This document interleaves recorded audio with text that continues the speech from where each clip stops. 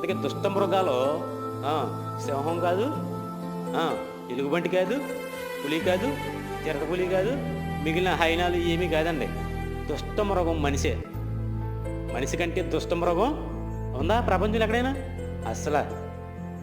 సింహం కూడా మంచిది, దానికి ఆకలేస్తే తింటా తప్ప ఆకలేయకుండా అది దేన్ని కూడా వేటాడి చంపదండి. ఆకలేస్తేనే వేటాడు, వారానికి ఒకసారే దాని వేట. అంతేగాని ప్రతిరోజు చంపేసి పోగేసుకుంటుందా? ఇన్ని ఇవాళ తిందాం అని రేపు తిందాం, దాన్ని ఇంకో రోజు తిందాం పోగేసుకుంటుంది ఏంటి? పోగేసుకోదు. దానికి ఆకలేస్తేనే వేటకి వెళ్తుంది, అంతవరకు వేటకి అది వెళ్దాం.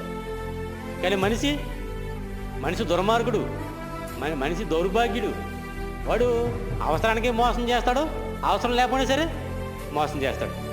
నాకు మోసం చేసి అవసరం లేదు కదా అని అనుకుంటాడా? అనుకోడు. మోసం చేసి అవకాశం వస్తే మోసం చేసి అవసరం లేకపోయినా సరే మోసం చేస్తాడు.